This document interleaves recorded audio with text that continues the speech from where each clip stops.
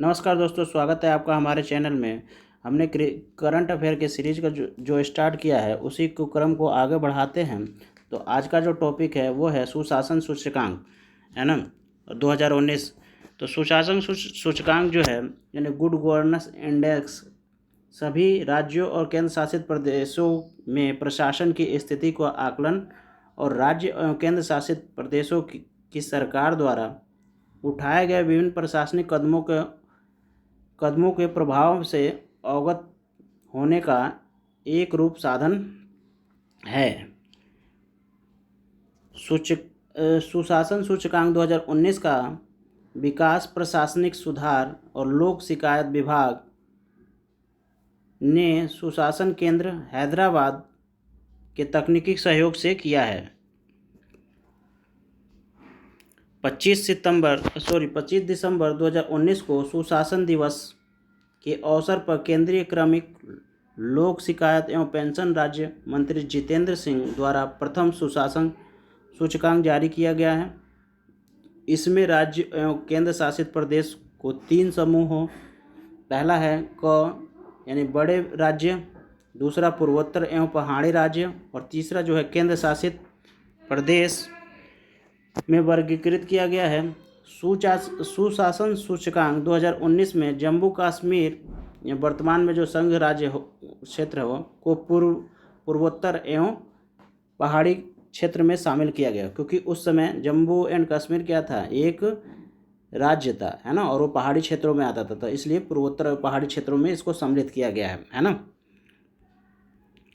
सुशासन सूचकांक में 10 क्षेत्रों को शामिल किया गया है। वो 10 क्षेत्र कौन कौन से हैं? पहला क्षेत्र है नागरिक केंद्रीय शासन और इसमें 1 संकेत को लिया गया है ना। ऐसे ही दूसरा जो है वो है कृषि एवं संबंध क्षेत्र, इसमें 6 संकेतों को लिया गया है। तीसरा आपका जो है वाणिज्य एवं उद्योग, इसमें 3 संकेतों को लिया गया है। चौथा जो है मानव संसाधन विकास, इसमें 6 संकेतों को लिया गया है। और 5वां जो है सार्वजनिक स्वास्थ्य, इसमें 6 संकेतों को लिया गया है। और छठा जो है सार्वजनिक बुनियादी एवं जन सुविधा, है ना, इसमें जन सुविधा या उपयोगिता, इसमें आपका 9 संकेतकों को लिया गया है। नेक्स्ट है जो आर्थिक शासन, इसमें 4 संकेतकों का लिया गया है। उसके बाद सामाजिक कल्याण एवं विकास, इसमें 8 संकेतकों को लिया गया है। उसके बाद जो है न्यायिक एवं सार्वजनिक सुरक्षा, इसमें 5 संकेतकों को लिया गया है। और नेक्स्ट है जो लास्ट वाला वो है पर्यावरण, इसमें 2 संकेतकों को लिया गया है ना। उपयुक्त 10 प्रशासनिक क्षेत्रों में कुल 50 संकेतकों को लिया गया है ना। राज्य एवं केंद्र शासित प्रदेशों की समग्र रैंकिंग का निर्धारण कुल 9 प्रशासनिक क्षेत्रों के आधार पर ही किया गया है। इसमें जो है पहला वाला जो हमने पढ़ा था नागरिक केंद्रीय शासन, है ना, जो पहला वाला था, कुछ क्षेत्र में शामिल नहीं किया गया क्योंकि इस क्षेत्र के तहत अभी तक केवल एक ही संकेतक को पहचान की गई है। ठीक है जी। अब देख लेते हैं कौन कौन से राज्य हैं जिसको सूचकांक में आपका स्थान मिला हुआ है ना। तो ये है, पहले हम देखते हैं बड़े राज्यों को। तो बड़े राज्यों में पहला स्थान पे तमिलनाडु है, दूसरे स्थान पे महाराष्ट्र है, तीसरे स्थान पर कर्नाटक है और चौथे स्थान पर छत्तीसगढ़ और 5वें स्थान पर आंध्र प्रदेश है। ऐसे ही पहाड़ी पूर्वोत्तर एवं पहाड़ी राज्य हैं, उसमें पहले स्थान पर हिमाचल, दूसरे स्थान पर उत्तराखंड, तीसरे स्थान पर त्रिपुरा और चौथे स्थान पर मिजोरम और 5वें स्थान पर सिक्किम है। ऐसे ही जो केंद्र शासित प्रदेश हैं उसमें जो पहले स्थान पर आपका पुडुचेरी है, दूसरे स्थान पर चंडीगढ़, तीसरे स्थान पर दिल्ली और चौथे स्थान पर दमन एवं दीव और 5वें स्थान पर अंडमान और निकोबार है। कुछ फैक्ट हम यूपी के बारे में देख लेते हैं कि सुशासन सूचकांक में उत्तर प्रदेश की स्थिति क्या है, क्योंकि यूपीएससी के एग्जाम आने वाले हैं, है ना, तो उससे रिलेटेड कुछ ना कुछ पूछ ही देता है। संयुक्त रैंकिंग में कुल 18 बड़े राज्यों में उत्तर प्रदेश का स्थान 17वां रहा है। ठीक है। कृषि एवं सहायता क्षेत्र में रैंकिंग में बड़े राज्यों में उत्तर प्रदेश का 7वें स्थान पर रहा। वाणिज्य एवं उद्योग रैंकिंग में उत्तर प्रदेश 12वें स्थान पर रहा है। सार्वजनिक स्वास्थ्य रैंकिंग में उत्तर प्रदेश अंतिम स्थान यानी 18वें स्थान पर रहा। सार्वजनिक आधारभूत ढांचे एवं उपयोगिता रैंकिंग में उत्तर प्रदेश का 11वां स्थान रहा। आर्थिक प्रशासन रैंकिंग में उत्तर प्रदेश 14वें स्थान पर रहा। न्यायिक एवं सार्वजनिक सुरक्षा रैंकिंग में उत्तर प्रदेश 15वें स्थान पर रहा। पर्यावरण में उत्तर प्रदेश 10वें स्थान पर रहा। सामाजिक कल्याण एवं विकास रैंकिंग में उत्तर प्रदेश 15वें स्थान पर रहा। मानव संसाधन विकास रैंकिंग में उत्तर प्रदेश 8वें स्थान पर रहा। तो ये तो मेरे ख्याल से उतना इम्पोर्टेंट नहीं है, फिर भी हमने पढ़ लिया, कोई बात नहीं। नेक्स्ट हमारा जो करंट अफेयर का टॉपिक है वो है हमारा रेलवे सुरक्षा बल में प्रशासनिक सुधार किया गया है। और क्या सुधार किया गया है देख लेते हैं। रेलवे सुरक्षा बल के अस्तित्व में होने का प्रमाण 1882 से ही मिलता है, जबकि विभिन्न रेलवे कंपनियों ने रेलवे संपत्ति की सुरक्षा के लिए अपने सुरक्षा बल नियुक्त किए थे। रेलवे सुरक्षा बल अधिनियम 1957 की धारा 3 के तहत वर्ष 1957 में रेलवे सुरक्षा बल यानी आरपीएफ, रेलवे प्रोटेक्शन फोर्स को संवैधानिक बल यानी स्टैट्यूटरी फोर्स घोषित किया। तत्पश्चात वर्ष 1985 में इसे भारत का सशस्त्र बल यानी आर्म फोर्स घोषित किया। 4 दिसंबर 2012 को दिल्ली उच्च न्यायालय द्वारा रेलवे सुरक्षा बल को समूह ए सेवा का दर्जा यानी ग्रुप ए सर्विस स्टेटस देने का निर्णय दिया था। 5 फरवरी 2019 को भारत के सर्वोच्च न्यायालय द्वारा दिल्ली उच्च न्यायालय के इस आदेश को बरकरार रखा गया। उपयुक्त आदेश के अनुपालन में 30 दिसंबर 2019 को रेलवे मंत्रालय ने रेलवे सुरक्षा बल में समूह ए राजपत्रिका कैडर को संगठित समूह ए दर्जा प्रदान किया।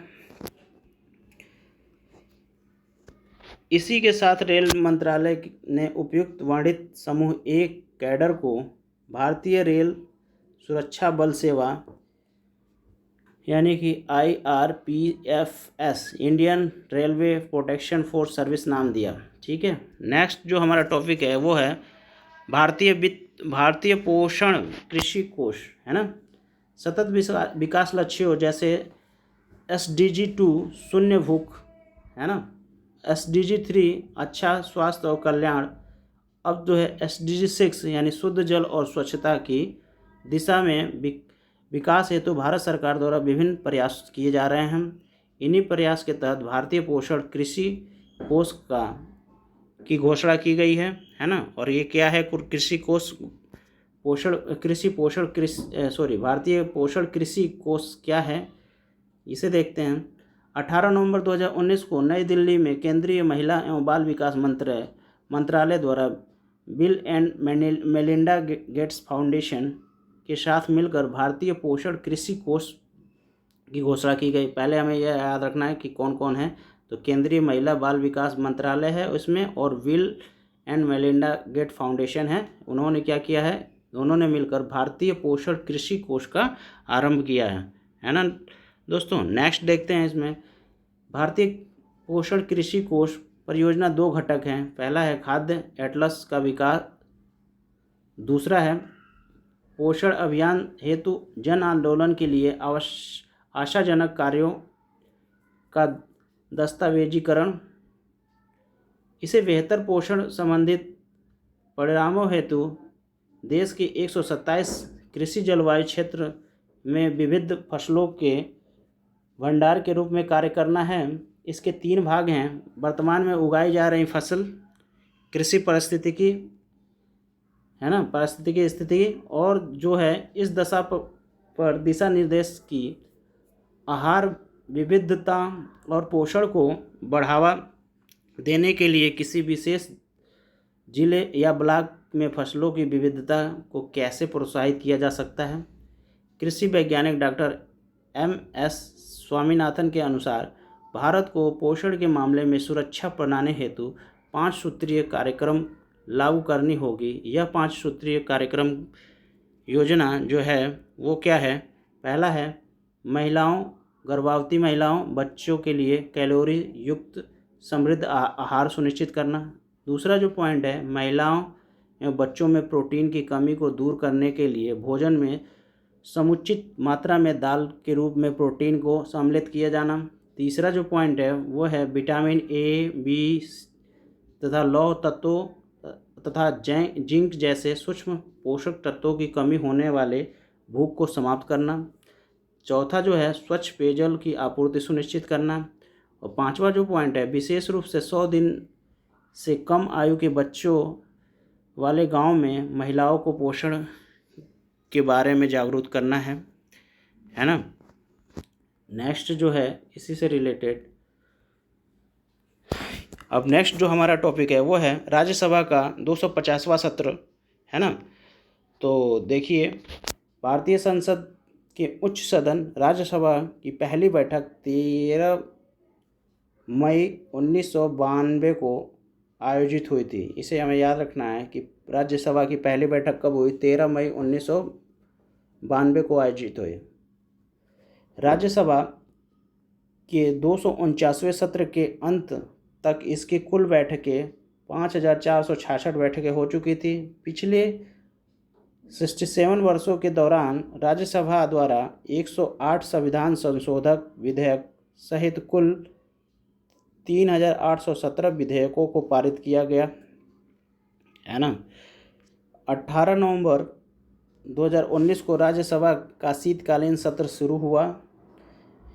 यह सत्र राज्यसभा का ऐतिहासिक 250वां सत्र था। राज्यसभा का ऐतिहासिक 250वां सत्र 18 नवंबर 2019 से 13 दिसंबर 2019 तक चला।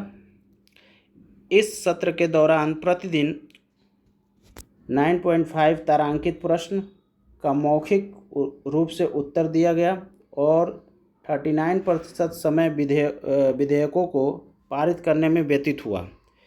इस सत्र के दौरान पिछले 67 वर्षों में पहली बार सदस्यों द्वारा मूल भारतीय भाषा यथा हिंदी, संस्कृत, तमिल, तेलुगु, कन्नड़, मराठी, बंगाली और संथाली में अपनी बात रखी गई। भारतीय संविधान के अंगीकरण की 17वीं वर्षगांठ के उपलक्ष्य में संसद के केंद्रीय सभागार में 26 नवंबर 2019 को दोनों सदनों के सदस्यों की संयुक्त बैठक का आयोजन किया गया। राज्यसभा के 250वें सत्र के आयोजन के उपलक्ष्य में 26 नवंबर 2019 को राष्ट्रपति रामनाथ कोविंद द्वारा 250 रुपये का मूल्य का चांदी का सिक्का और 5 रुपये मूल्य का डाक टिकट जारी किया गया। ये इम्पोर्टेंट पॉइंट है ना कि 250वें सत्र में के आयोजन में के उपलक्ष्य में 26 नवंबर 2019 को राष्ट्रपति रामनाथ कोविंद द्वारा राष्ट्रपति रामनाथ कोविंद द्वारा 250 रुपये के मूल्य के जो चांदी का सिक्का है उसे और उसी के साथ 5 रुपये के मूल्य का एक डाक टिकट जारी किया गया। नेक्स्ट जो पॉइंट है हमारा नेक्स्ट है honey trap national liberation council गैर कानूनी संघ घोषित हो गया है ना। तो इसमें क्या है मेघालय राज्य वर्ष 2010-11 से उग्रवादियों का सामना कर रहा है। वर्तमान में राज्य में सक्रिय प्रमुख उग्रवादी समूह गारो नेशनल लिबरेशन आर्मी तथा honey trap national liberation council है। इनकी हिंसात्मक एवं गैर कानूनी गतिविधियों को नियंत्रित करने हेतु केंद्रीय सरकार बड़े कदम उठाती रहती है। इसी क्रम में केंद्र सरकार ने honey trap national liberation council को गैर कानूनी संघ घोषित कर दिया है। 16 नवंबर 2019 को गृह मंत्रालय भारत सरकार ने एक अधिसूचना जारी कर NHLC एवं संबंधित गुटों एवं संगठनों को गैर कानूनी संघ घोषित किया।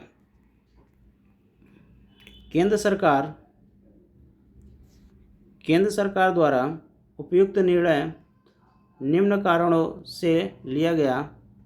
पहला जो कारण है HNLC ने मेघालय राज्य के खासी और जयंतिया जनजाति बहुल्य वाले क्षेत्र को भारत से अलग करने का खुलेआम उद्घोषणा किया है। इस संगठन ने अपनी निधि के लिए जबरन धन वसूलना आम नागरिकों को डराना धमकाना तथा इस कार्य हेतु पूर्वोत्तर के अन्य विद्रोही समूहों के साथ संपर्क बनाए रखना है। इस संगठन ने अपने कैडरों के शरण स्थल और प्रशिक्षण हेतु बंगाल में शिविर बनाए हैं। यह संगठन 1 जनवरी 2015 से 31 जुलाई 2019 की अवधि के दौरान 4 हिंसक घटनाओं तथा एक आम नागरिक की हत्या में संलिप्त रहा था। विधि विरुद्ध क्रियाकलाप निवारक अधिनियम 1967 की धारा 3 की उपधारा 1 के तहत प्रदत्त शक्तियों का प्रयोग करते हुए केंद्र सरकार ने HNLC तथा इसके सभी गुट स्कंदों और अग्रिम संगठनों को गैरकानूनी घोषित कर दिया। नेक्स्ट जो हमारा टॉपिक है वो है सिसेरी नदी पुल। 15 नवंबर 2019 को रक्षा मंत्री राजनाथ सिंह ने अरुणाचल प्रदेश की लोअर दिबांग घाटी में सिसेरी नदी पुल का उद्घाटन किया। ये हमें याद रखना है, किसने किया? राजनाथ सिंह ने किया। और कहाँ है यह? अरुणाचल प्रदेश में है, लोअर दिबांग घाटी में। ठीक है, सिसेरी नदी है, उसी का नदी सिसेरी नदी है, उसमें पुल जो बन रहा है सिसेरी नदी पुल, उसका उद्घाटन किया। इस पुल का निर्माण सीमा सड़क संगठन यानी BRO की ब्रह्मांक परियोजना के तहत किया गया है।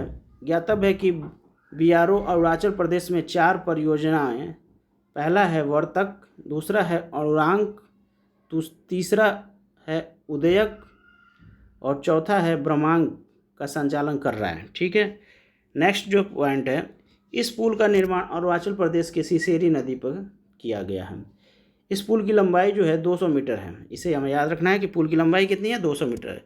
यह पुल जुनात, पासीघाट, रानाघाट, रोइंग रोड के बीच में बना हुआ है। यह पुल अरुणाचल प्रदेश के दिहांग घाटी को सियांग से जोड़ता है। ठीक है, इस पॉइंट को हमें याद रखना है कि अरुणाचल प्रदेश के दिहांग घाटी को सियांग से जोड़ता है। इस पुल के बन जाने से पासीघाट और रोइंग की यात्रा लगभग 5 घंटे की बचत होगी। बताइए, मात्र 200 मीटर है और 5 घंटे बचा रहा है। पुल के निर्माण से अरुणाचल प्रदेश की लोअर दिहांग घाटी और पूर्वी सियांग क्षेत्र में विकास को मदद मिलेगी और अरुणाचल प्रदेश में मजबूत अवसंरचना से भारत और दक्षिण पूर्व एशियाई देशों के बीच संपर्क बढ़ेगा। गौरतलब है कि यह पुल असम के ढोला सदिया पुल के जरिए तिनसुकिया से संपर्क स्थापित करने में मदद होगा। नेक्स्ट जो है रवंग पुल का उद्घाटन 26 दिसंबर 2019 को अरुणाचल प्रदेश के स्वास्थ्य एवं परिवार कल्याण मंत्री आलो लिबांग ने राज्य के ऊपरी सियांग जिले में रवंग पुल का उद्घाटन किया। इस पुल का निर्माण सीमा सड़क संगठन यानी BRO की ब्रह्मांक परियोजना के तहत बॉर्डर रोड टास्क फोर्स द्वारा किया गया है। मिगिंग ट्यूनिंग सड़क पर स्थित यह पुल ITBP तथा भारतीय सेना के लिए रणनीतिक दृष्टि से महत्वपूर्ण है। भारत का नया राजनीतिक मानचित्र जारी हो गया है, तो उसके बारे में अध्ययन कर लेते हैं, है ना। जम्मू कश्मीर पुनर्गठन अधिनियम 2019 के अनुसार जम्मू एवं कश्मीर राज्य को 2 संघ राज्य क्षेत्र जम्मू कश्मीर एवं लद्दाख में विभाजित कर दिया गया है। यह अधिनियम 31 अक्टूबर 2019 से लागू है। 8 नवंबर 2019 को भारत सरकार द्वारा देश में नया राजनीतिक मानचित्र यानी 9वां संस्करण 2019 जारी किया गया है। यह मानचित्र भारतीय सर्वेक्षण विभाग द्वारा तैयार किया गया। तो मानचित्र किसके द्वारा किया गया है? भारतीय सर्वेक्षण विभाग द्वारा किया गया है ना। कौन सा संस्करण है? 9वां संस्करण है ना। इस मानचित्र में जम्मू कश्मीर और लद्दाख संघ राज्य क्षेत्र को सम्मिलित किया गया है।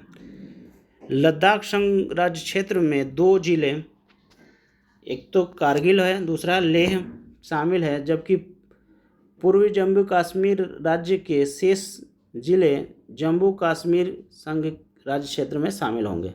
जम्मू कश्मीर जो है पुनर्गठन अधिनियम 2019 की धारा 3 में विनिर्दिष्ट लेह जिले के राज्य क्षेत्र में विद्यमान जम्मू कश्मीर राज्य के निम्नलिखित जिले सम्मिलित हैं होंगे। पहला होगा गिलगिट, उसके बाद गिलगिट वजारत, उसके बाद चिल्लास, उसके बाद जनजातीय राज्य क्षेत्र और लेह और तथा लद्दाख कारगिल के वर्तमान राज्य क्षेत्र के सिवाय। ठीक है। दातव्य है कि वर्ष 1947 में जम्मू और कश्मीर में 14 जिले थे, जिन्हें वर्ष 2019 में 28 जिले में पुनर्गठित किया गया था। भारत में वर्तमान में 28 राज्य और 8 केंद्र शासित प्रदेश हैं। एक्चुअली में जम्मू और कश्मीर के विघटित होने पर 9 केंद्र शासित प्रदेश हो गए थे, पर हुआ क्या, दमन और दीव और दादर और नगर हवेली को फिर से मिला के 1 केंद्र शासित प्रदेश बना दिया गया। तो इस प्रकार टोटल हमारे 8 केंद्र शासित प्रदेश हो गए हैं, है ना। नेक्स्ट जो पॉइंट है हमारा बंजर भूमि एटलस 2019, ये किसके द्वारा प्रतिपादित किया जाता है? तो देखिए, बंजर भूमि एटलस भू संसाधन विभाग द्वारा, ये हमें याद रखना है, भू संसाधन विभाग द्वारा राष्ट्रीय सुदूर संवेदी केंद्र यानी अंतरिक्ष विभाग के सहयोग से वर्ष 2000 से ही प्रकाशित किया जा रहा है। अब तक इसके 4 संस्करण प्रकाशित हो चुके हैं। पहला जो हुआ था वर्ष 2000 में, उसके बाद 2005 में, उसके बाद 2010 में, अब 2011 में प्रकाशित हो चुका है ना। 5 नवंबर 2019 को केंद्रीय ग्रामीण विकास मंत्री नरेंद्र सिंह तोमर ने बंजर भूमि एटलस के 5वें संस्करण को जारी किया। किसने किया? तो ये हमें याद रखना है, नरेंद्र सिंह तोमर जी ने किया था, है ना। इस एटलस के अनुसार देश के बंजर भूमि वर्ष 2008-9 के 56.6 मिलियन हेक्टेयर यानी देश का 17.21 पर भौगोलिक क्षेत्र से कम होकर 2015-16 में 55.67 मिलियन हेक्टेयर यानी देश का 16.96 भौगोलिक क्षेत्र हो गई है ना। इस अवधि के दौरान 1.45 मिलियन हेक्टेयर बंजर भूमि को गैर बंजर भूमि में परिवर्तित किया गया है। उल्लेखनीय है कि राजस्थान जो है 0.48 मिलियन हेक्टेयर और बिहार में है 0.11 मिलियन हेक्टेयर। उत्तर प्रदेश में आपका क्या है? 0.1 मिलियन हेक्टेयर और आंध्र प्रदेश, इसके बाद मिजोरम, उसके बाद मध्य प्रदेश, उसके बाद जम्मू कश्मीर, उसके बाद पश्चिम बंगाल बंजर भूमि में सकारात्मक बदलाव आया है ना। अधिकतर बंजर भूमि को फसली भूमि या वन सघन खुला या वन वृक्ष आरोपण या वृक्षारोपण और औद्योगिक क्षेत्र आदि में बदल दिया गया है। ठीक है। ज्ञातव्य है कि भारत में प्रति व्यक्ति कृषि भूमि की उपलब्धता जो है 0.12 हेक्टेयर है, जबकि विश्व में प्रति व्यक्ति की कृषि भूमि की उपलब्धता जो है 0.29 हेक्टेयर है। इस बात को हमें याद रखना है कि भारत में जो प्रति व्यक्ति कृषि भूमि उपलब्धता है 0.12 हेक्टेयर है, जबकि विश्व में कितना है? वो है 0.29। नेक्स्ट पॉइंट है हमारा राष्ट्रीय अपराध रिकॉर्ड ब्यूरो रिपोर्ट 2017 का, है ना। तो इसको भी हम अध्ययन कर लेते हैं। राष्ट्रीय अपराध record bureau, national crime record bureau की स्थापना कब हुई थी? 1986 में अपराध और अपराधियों के संबंधित सूचनाओं को संग्रहण के रूप में की गई थी। इसकी स्थापना राष्ट्रीय पुलिस आयोग एवं गृह मंत्रालय के टास्क फोर्स की अनुशंसा के आधार पर की गई थी। यह ब्यूरो समय समय पर भारत में अपराध से संबंधित रिपोर्ट को जारी करता है। 21 अक्टूबर 2019 को NCRB ने भारत में अपराध 2017 शीर्षक से रिपोर्ट को जारी किया। इस रिपोर्ट के अनुसार वर्ष 2017 में कुल 50,07,044 संज्ञेय अपराध पंजीकृत किए गए। इसमें वर्ष 2016 की तुलना में 3.6% की वृद्धि दर्ज की गई। देश में कुल 30,62,579 मामले भारतीय दंड संहिता यानी आईपीसी के अंतर्गत पंजीकृत गए, जिसमें सर्वाधिक उत्तर प्रदेश यानी 10.1%, महाराष्ट्र में आपका 9.4% और मध्य प्रदेश में 8.8% है। इस रिपोर्ट के अनुसार महिलाओं के विरुद्ध किए गए अपराध की कुल संख्या 3,59,849 रही, जिसमें सर्वाधिक क्रमशः उत्तर प्रदेश बहुत है भाई यहाँ तो अपराध, महाराष्ट्र, उसके बाद पश्चिम बंगाल का में दर्ज किया गया है। नेक्स्ट जो हमारा पॉइंट है वो है बच्चों के विरुद्ध हुए अपराध के मामले में उत्तर प्रदेश, उसके बाद मध्य प्रदेश दोनों शीर्ष स्थान पे हैं, दोनों ही हैं। तो वहीं बुजुर्ग के खिलाफ अपराध के मामले में महाराष्ट्र शीर्ष पे है। अनुसूचित जनजातियों से संबंधित अपराध के मामले में उत्तर प्रदेश शीर्ष पे है। साइबर अपराध के मामले में उत्तर प्रदेश और आर्थिक अपराध के मामले में राजस्थान शीर्ष पर है। अच्छा जी, भ्रष्टाचार के सर्वाधिक मामले में महाराष्ट्र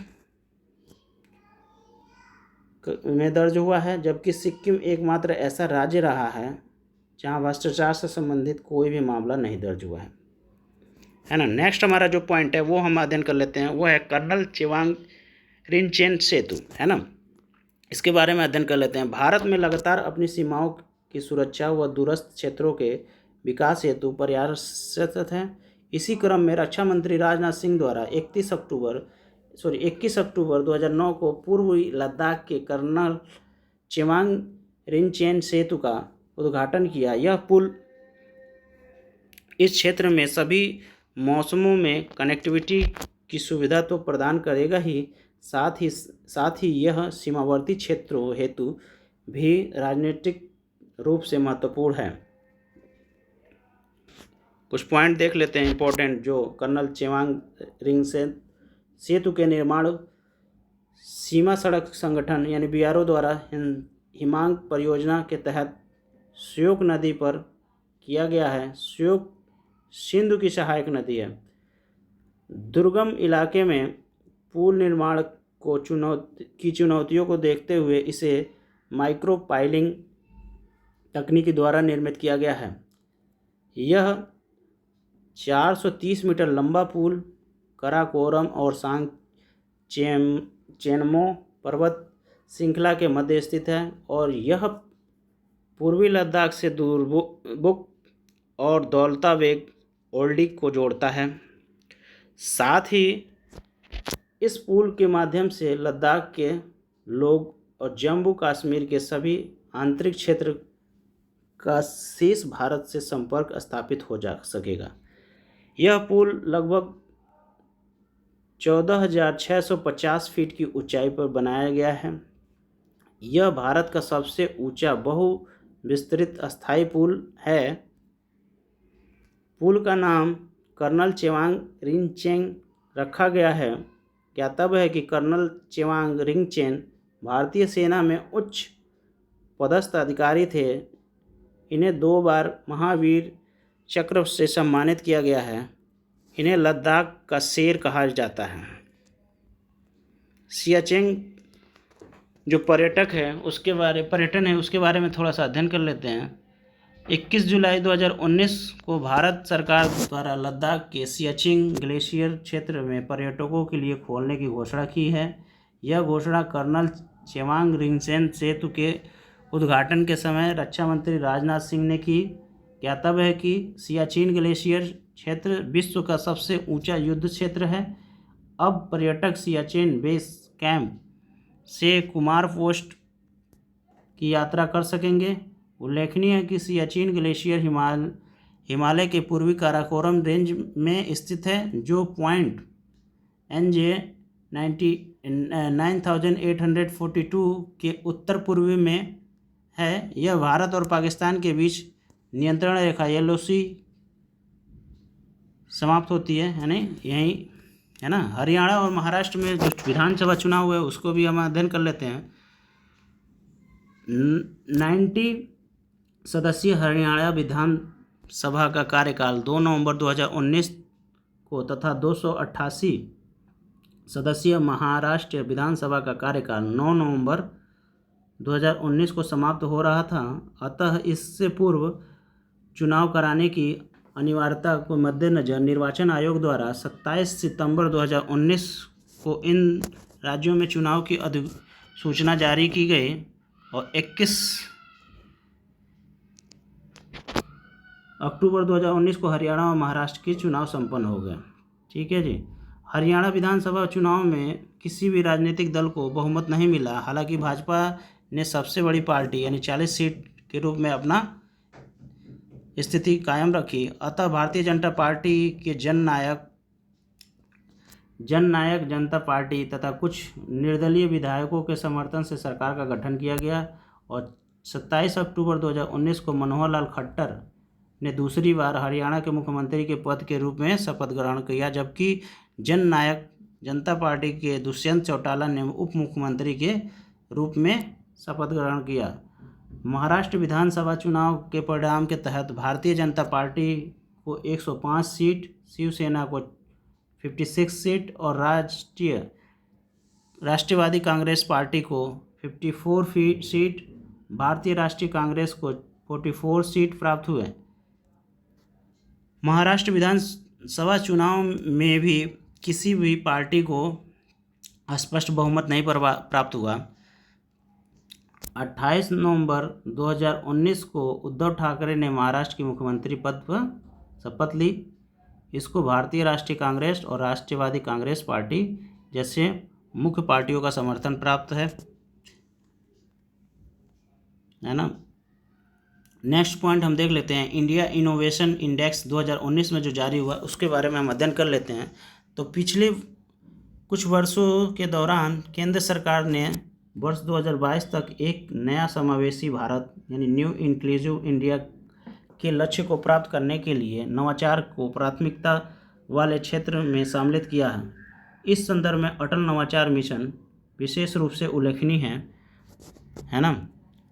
17 अक्टूबर 2019 को नीति आयोग ने इंडिया इनोवेशन इंडेक्स 2019 रिपोर्ट जारी किया। तो किसने किया? नीति आयोग ने इंडिया इनोवेशन इंडेक्स। इस बात को हमें याद रखना है। इस रिपोर्ट को तैयार करने में गुरुग्राम स्थित इंस्टीट्यूट फॉर कॉम्पिटिटिवनेस ज्ञान भागीदार के रूप में शामिल रहा। ठीक है, तो कौन शामिल रहा? इंस्टीट्यूट फॉर कॉम्पिटिटिवनेस ज्ञान भागीदार, है ना, ये शामिल रहे। इस सूचकांक के माध्यम से नवाचार को प्रोत्साहन देने में राज्य के परिवेश के अनुकूलता और उसके नवाचारी कार्यों के परिणाम दोनों के परीक्षण किया गया है। इंडिया इनोवेशन इंडेक्स 2019 में 0 से 100 के पैमाने पर स्कोर प्रदान किए गए हैं, जहां नवाचार के संदर्भ में 0 और सबसे खराब प्रदर्शन को जहां नवाचार के संदर्भ में 0 जो है सबसे खराब प्रदर्शन को और 100 जो है सर्वश्रेष्ठ प्रदर्शन को इंगित करता है। बड़े राज्य जो में हैं जो वो कर्नाटक है प्रथम स्थान पे, झारखंड जो है अंतिम में यानी 17वें स्थान पे है। अगर बिना किसी वर्गीकरण, ये हमें याद रखना है कि कर्नाटक जो है प्रथम स्थान पे है और झारखंड जो है सबसे नीचे है ना। अगर किसी वर्गीकरण के सभी भारतीय राज्यों का मूल्यांकन एक साथ किया जाए तो इस दृष्टि में दिल्ली सर्वश्रेष्ठ प्रदर्शन राज्य है ना। तो देखिए ये इंडिया इनोवेशन इंडेक्स है, इसमें 3 राज्य जो शीर्ष हैं उसके देख लीजिए। सबसे पहला कर्नाटक है, दूसरा तमिलनाडु और तीसरा महाराष्ट्र है। इस पॉइंट को हमें याद रखना है ना। इंडिया इनोवेशन इंडेक्स 2019 जो शीर्ष 3 उत्तर पूर्वी एवं पहाड़ी राज्य हैं उसमें देख लीजिए कौन कौन से। पहला स्थान पर सिक्किम, दूसरा हिमाचल और तीसरा अरुणाचल प्रदेश। ऐसे इंडिया इनोवेशन इंडेक्स जो है उसमें शीर्ष 3 केंद्र शासित और शहरी क्षेत्र जो हैं वो कौन कौन से हैं? तो पहले स्थान पर दिल्ली, दूसरे स्थान पर चंडीगढ़ और तीसरे स्थान पर गोवा है। तो इस प्रकार यही हम वीडियो को समाप्त करते हैं। हैव ए नाइस डे दोस्तों।